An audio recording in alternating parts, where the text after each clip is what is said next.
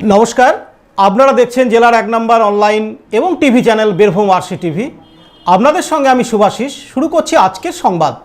বিস্তারিত সংবাদে যাওয়ার আগে দেখে নেব সংবাদ শিরোনাম। অন্নপূর্ণা ভাণ্ডারের টাকা না পাওয়ায় বোলপুর পৌরসভায় বিক্ষোভ। ব্লাড সেন্টার ও শবদেহ সংরক্ষণ কেন্দ্র এবং চিকিৎসক প্রয়াত প্রভাত কুমার মিত্রের আবক্ষ মূর্তির উদ্বোধন।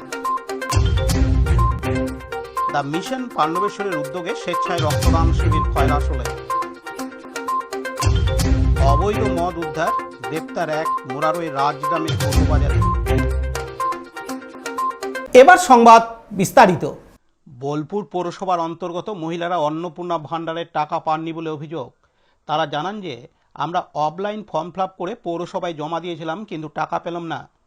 2রা জুলাই বৃহস্পতিবার বোলপুর পৌরসভার অন্তর্গত মহিলারা একত্রিত হয়ে পৌরসভায় অভিযোগ এবং বিক্ষোভ প্রদর্শন করেন। এদিন মহিলারা জানান, পৌরসভার টাল বাহানোর জন্যই আমরা টাকা পেলাম না। কেন তাদের অন্নপূর্ণা ভাণ্ডারের টাকা অ্যাকাউন্টে ঢুকলো না তার জবাব দিতে হবে। তবে পৌরসভা কর্তৃপক্ষ আশ্বস্ত করেছেন যে সিস্টেম অনুযায়ী অন্নপূর্ণা ভাণ্ডারের টাকা নিজের অ্যাকাউন্টে পেয়ে যাবেন। এদিন অভিযোগকারিণী মহিলারা জানান, কি হয়েছে? আমাদের এই 4 তারিখে ফর্ম ফিল আপ করেছি, 4 তারিখের মধ্যে আমরা টাকা পাইনি। যাদেরকে বলছে অনলাইনে করতে তাদের টাকা ঢুকে সব টাকা ঢুকে। কি চাইছেন? আমরা চাইছি আমাদের জিনিস আমরা যেন পাই। আপনার নাম? আমার নাম খুদা কেতুরি। আমি জমা করেছিলাম অনলাইনে।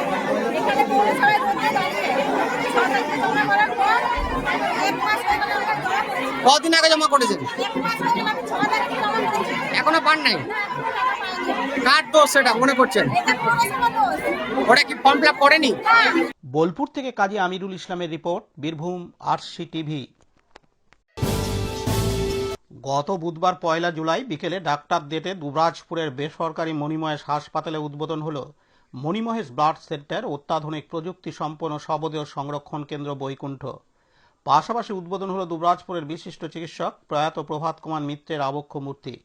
উপস্থিত ব্যক্তিগণের সমন্বয়ে প্রদীপ প্রজ্বলনের মধ্য দিয়ে উদ্বোধন করা হয়। উপস্থিত ছিলেন ভারত সেবাশ্রম সংঘের স্বামী শুভানন্দ মহারাজ, দুবরাজপুর বিধানসভার বিধায়ক অনুপ কুমার সাহা, ডাক্তার শ্যামাপ্রসাদ মিশ্র, সিউড়ি সদর হাসপাতালের super doctor Prakash Chandra Bag, deputy CMH 1 ও 3 doctor Biswajit Dey, deputy CMH 4 doctor Kalidas Poddar, প্রয়াত চিকিৎসক প্রভাত মিত্রের ছেলে কৌশিক মিত্র। আজকে ডক্টরস ডে উপলক্ষে আমাদের মণিমহেশ হাসপাতালের বহু প্রতীক্ষিত একটি উদ্যোগ মণিমহেশ ব্লাড সেন্টার এবং শবদেহ সংরক্ষণ কক্ষ বৈকুণ্ঠ, এই দুটির উদ্বোধন আমরা আজকে করতে পেরেছি। এবং আমাদের এই বীরভূম জেলার মধ্যে এই অত্যাধুনিক শবদেহ সংরক্ষণ কক্ষ আমাদেরই প্রথম প্রাইভেট হসপিটালগুলোর মধ্যে। এছাড়া আমাদের যে ব্লাড সেন্টারটি তৈরি হয়েছে সেটি আমাদের দুবরাজপুর ব্লকের একমাত্র ব্লাড সেন্টার। দীর্ঘদিন ধরে আমাদের রক্তের জন্যে শুধুমাত্র সদর হাসপাতালের উপর যেমন নির্ভর করে থাকতে হতো, সেই কষ্টের কথা আমাদের প্রতিষ্ঠানের কর্ণধার মাথায় রেখে নিজের উদ্যোগে এবং সকলের সহায়তায় আজকে সেই স্বপ্ন পূরণ করতে পেরেছে। আমরা আজকে তাই খুবই গর্বিত। মণিমহেশের পালকে আরেক 2টি পালক যুক্ত হলো। দেখুন, মানুষ হয়তো ছোটখাটো নার্সিংহোম, হাসপাতালে সার্জারি বা চিকিৎসা করিয়ে নিতে পারে, কিন্তু তাদেরকে যে কোনো সময় রক্তের অভাবের জন্য নির্ভরশীলতায় ভুগতে হয় সদর হাসপাতালের উপর। কারণ সাধারণ মানুষ সেই দীর্ঘদিন ধরে এই রক্তের সমস্যার জন্য বিভিন্ন জায়গায় দৌড়ে বেরিয়েছেন। আজকের দিনে এসে আমরা গর্বের সাথে বলতে পারি সেই কষ্ট অন্তত অনেকটাই লাঘব হবে। আজকের ডক্টরস ডে উপলক্ষে যেহেতু আমাদের মণিমহেশ ব্লাড সেন্টারটি ওপেন হলো, আমাদের কর্ণধারের মস্তিষ্ক প্রসূত এই চিন্তাধারা যে দুবরাজপুরের প্রখ্যাত বিশিষ্ট প্রয়াত ডাক্তার প্রভাত কুমার মিত্রকেই এই ব্লাড সেন্টারটি উৎসর্গিত করা হয়েছে এবং তার নামাঙ্কিতই এই ব্লাড সেন্টার আজ থেকে চালু হলো।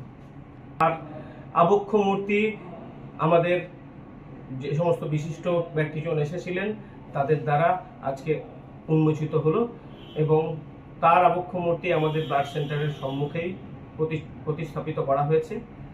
আর এরপর থেকেই তার দেখানো পথ দিয়েই আমরা আজকে ব্লাড সেন্টার চালিয়ে যাব। দুবরাজপুর থেকে Laltu Mukherjee report, Birbhum RC TV. Doctor Shyamaprasad মুখার্জির স্মরণে সেবা দিবস উপলক্ষে গ্রীষ্মকালীন রক্ত সংকট মেটাতে ও মুমূর্ষু রোগীদের পাশে থাকতে 2রা জুলাই বৃহস্পতিবার দ্য মিশন পান্নবেশ্বরের উদ্যোগে এবং সিউড়ি সুপার স্পেশালিটি হাসপাতালের রক্ত সংগ্রহে খয়রাশোল গোষ্ঠরাঙ্গা সংলগ্ন বিজয়কৃষ্ণ আশ্রমে স্বেচ্ছায় রক্তদান শিবিরের আয়োজন করা হয়। এদিনের শিবিরে পুরুষ ও মহিলা মিলে 30 ইউনিট রক্ত সংগ্রহ হয়েছে বলে জানান উদ্যোক্তারা। ভারত মাতার প্রতিচ্ছবিতে ও ডক্টর শ্যামাপ্রসাদ মুখার্জি ও দীনদয়াল উপাধ্যায়ের প্রতিচ্ছবিতে মাল্যদান ও পুষ্পার্ঘ নিবেদনের পরবর্তীতে শিবির শুরু হয়। শিবিরে উপস্থিত সকল বিশিষ্টজনদের বরণ করা হয়। রক্তদাতারা জানান, রক্তদান পরবর্তীতে কোনো রকম শারীরিক অসুবিধা হয়নি। রক্তদাতারা সকল স্তরের মানুষদের উদ্দেশ্যে বলেন, আসুন আমরা সকলে কানে কান মিলিয়ে স্বেচ্ছায় রক্তদান করি।